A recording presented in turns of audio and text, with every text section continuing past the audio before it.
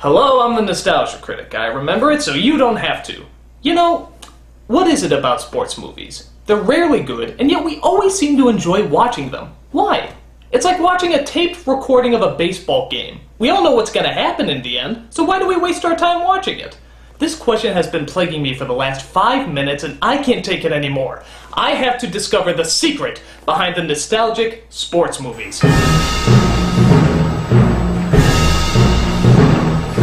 In the late 80s, and especially the early 90s, we get a huge flood of children's sports movies. You could say the start of it all was the Bad News Bears. At least that's where the formula started. You know, the formula about the underdog team of misfits who don't look like they have a chance and then somehow turn into the greatest team of all time within one season. It may have started with the Bad News Bears, but it was the Mighty Ducks that got the attention of our generation. It was about a lawyer who had to spend his community service time teaching pee-wee hockey to a bunch of rowdy kids. And as you might have guessed, hijinks ensue. Of course, in a matter of no time at all, the team makes it to the championship because they start playing with heart. It wasn't a good movie, but it wasn't really a bad movie either. It was just kind of a generic sports film. But for some reason, we all saw it, which meant not one, but 2 sequels actually came out of this, with the exact same storyline. But wait a minute, how can the exact same team that won the championship suddenly need to be trained again? Haven't you guys been training in the off-season? You know, I knew we forgot something.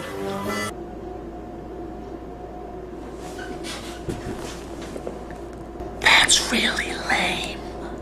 So this film spawned dozens of Mighty Duck ripoffs, including Little Giants, Little Big League, Little Angels in the Outfield. Well, okay, maybe they weren't all little, but you get the point. Everybody loved this formula and abused it to death. And if there's anything these films have taught us, it's that there's a very specific type of team you need in order to beat the championships. For example, you always need the fat kid. The kid who does nothing but apparently eat food and talk about how much he likes eating food. After that, you need the geeky kid. The kid who always overanalyzes everything and has to wear glasses so that you automatically know that he's the geeky kid. Which I highly resent, by the way. And then, of course, you need the girl. The only single, solitary female who shows that girls can do anything that boys can. Except move a couch or pee standing up. We own that. And last but not least, you need the good-looking all-star. The character who's troubled, confused, and could be the best player on the team if only somebody would give him a chance. You're up, Emily. Me? But I'm just an emotionally troubled rookie. What could I have to offer? You got an angel with you right now. What? Oh, yeah. Apparently there's angels out there that help players win by cheating at baseball games. At least that's what they tell us in Angels in the Outfield. A film that stars an actor that you might find to be a little familiar. Tommy! Tommy! Tommy! That's right, Tommy from Third Rock from the Sun stars in this stinker, as he tries to ask his father when they'll be a family again. I'd say when the Angels win the pennant. In a last desperate attempt, Tommy actually turns to God and asks him for help. God, I'd really like a family. Maybe you could help him win a little. Faster than you can say religious blasphemy, Tommy is visited by angels who actually help out the team to get them to the pennant. Now what sense does that make? Are you seriously telling me God is up in heaven somewhere saying, "A nasty earthquake kills billions? Sorry, not really my department.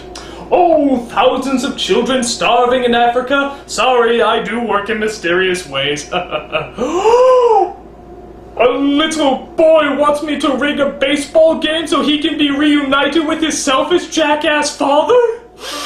Angels, to your duty! You, stop that curveball! You, help his pitching! You, give him a back rub! You, get that creepy angel that looks like Christopher Lloyd to do some pointless flashy special effects! My God, I've never seen a cause more worthy!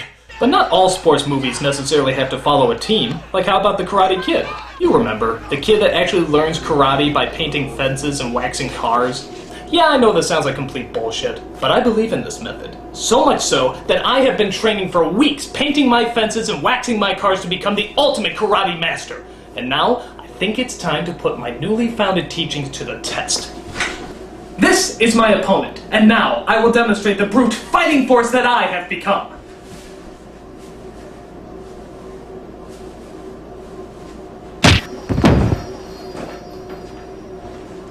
Okay, so maybe the idea is a little far-fetched, but not as far-fetched as some of the other underdog stories, where the star of the movie is literally an underdog. Like in Air Bud. Yeah, you remember this piece of shit, right? The movie about a dog who is actually allowed to play basketball. In what universe is this? You checking your rule book? He's right.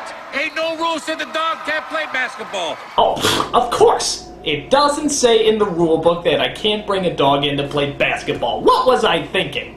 And you wanna know what else? I'm pretty sure that doesn't say anywhere that I can't bring roller skating black bears in either. Or how about professionally trained tap dancing orangutan? Or how about a giant urinating elephant with one testicle who can sing the classical works of Andrew Lloyd Webber? Is that in the rule book? Is it? Is it?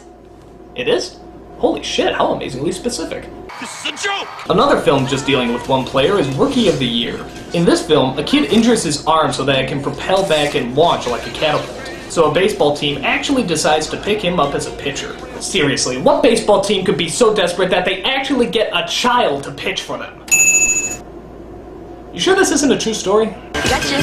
Another reoccurring theme you might have noticed in these movies is the villain. Somehow, the other team is always made up of the most evil, diabolically sneaky bunch of people you've ever seen in your life. Like, remember the martial arts teacher from The Karate Kid? This guy makes General Mao look like a princess. Mercy is for the weak. What are you here for, old man? The enemy deserves no mercy. What are you looking at? Finish him! What karate teacher actually talks like this? This is a karate dojo, not a knitting class. Well, I expected this kind of treatment from the YMCA, but not from this establishment. My favorite scene is when Mr. Miyagi asks the teacher to leave Daniel alone before the tournament. You're a pushy little bastard, ain't you? But I like that. I like that. Yes, yes, very clever, old man. The ball is in your court now, but after the tournament is over, it is I who will possess the golden trophy, making me ruler of the dojo set next to the Walgreens drugstores. God, I need a girlfriend. Or how about the kids from Little Giants? Remember how intimidating they were? We just came by to tell you guys how incredibly sorry we are that you didn't make the team.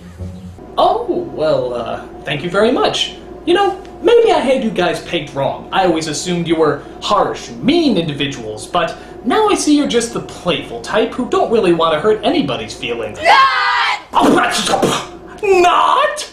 Damn your witty repartee! You know there's no way I can talk my way out of the not clause! It's foolproof! But I think my favorite villains have to go to the Germans from Cool Runnings. I don't know why, but I just love these guys. They're like the grade school bullies of bobsledding. Why don't you put some training wheels on that sled? You want to say something, Jamaica? Come on, Jamaica. You have no business here, Jamaica. Yeah, and your father was a Wiener Schnitzel. Seriously, these guys are like the Nelsons of Winter Olympics. And of course, you can't have a kids' sports movie without the always popular sports montage. This is where you see the team working really hard in a couple of clips and then suddenly they become professional players. Newsflash, guys, fast editing and a horrible 80s song doesn't make you sports legends. In fact, you can do anything with an 80s song and fast editing and you'll look like a hero. Watch!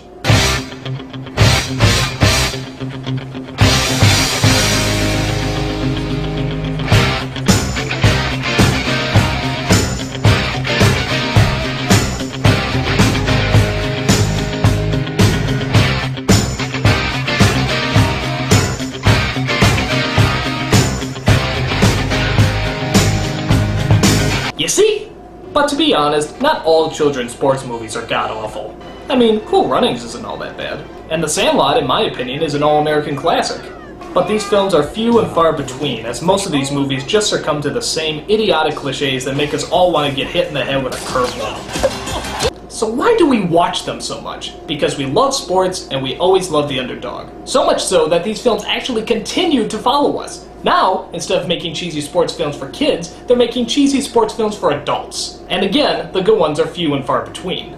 But I guess it's important to remember that it's not how good or bad the movie is, it's how you play the game. And of course, no children's sports movie will be complete without the greatest cliche of all. And so, to this cliche, I say...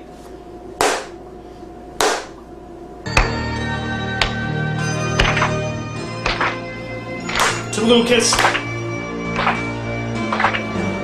to Cool Runnings,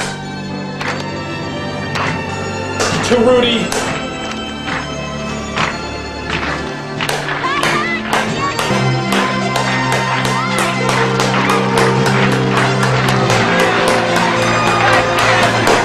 congratulations! You did it!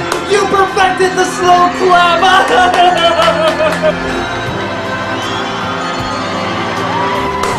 I'm the nostalgia critic. I remember it so you don't have to. Oh my